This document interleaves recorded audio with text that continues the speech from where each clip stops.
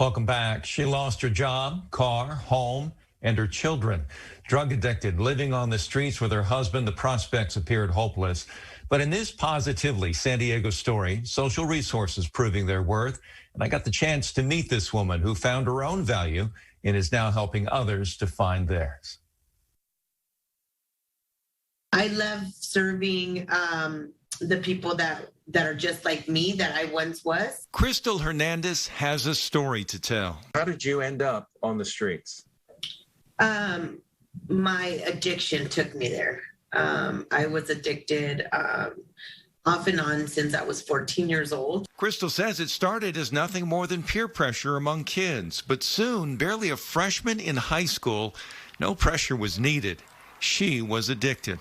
So my whole freshman year, I'm doing, drugs before school, during school. Shortly thereafter, I ended up getting pregnant when I was 17. Crystal says her pregnancy inspired sobriety, clean for some 3 years. But after her second child, she relapsed. I had the drugs in my hand and I'm sitting there crying, looking in the mirror and still doing it, And so it's hard to explain how it makes you feel. But the price to get high was everything.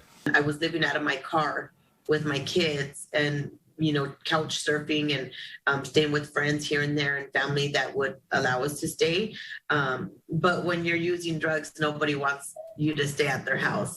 So this is where we had our encampment set up, where we had the cardboard laid down and the mattress on top. With their children ordered into foster care, Crystal and her husband would live for 6 months under a tree in Vista. We were just roaming. We didn't have any sense of direction, what we were going to do, if in fact we were going to stop drugs or not. Then Crystal's brother died from an overdose. I did not want to be next. I didn't want to die, Sometimes I feel like his death helped me live.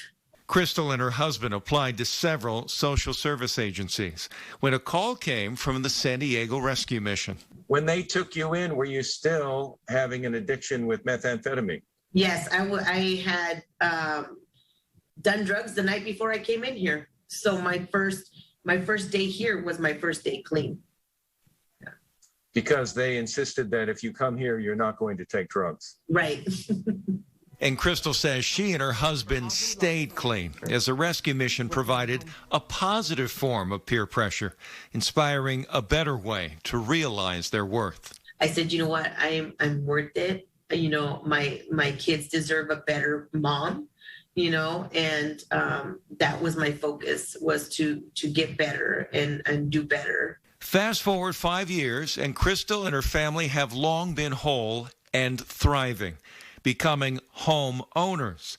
And Crystal hired by the rescue mission, where she now reaches out to donors and those in need.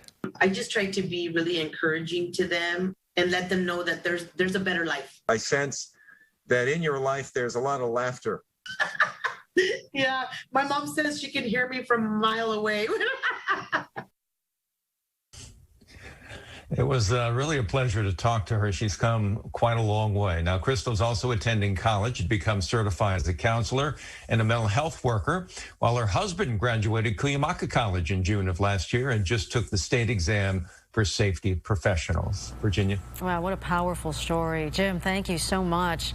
Megan, I love her laugh. At the beginning, you could see what a struggle it had been for her in the years prior to her getting clean and turning her life around. And then at the end, the joy in her laughter is amazing. Oh, yeah. And like she said, she was worth it. And she took the time and she changed her life. And look at her now. Yes, her laugh is absolutely infectious. So very proud of her and anybody else that is going or thinking about going through getting clean.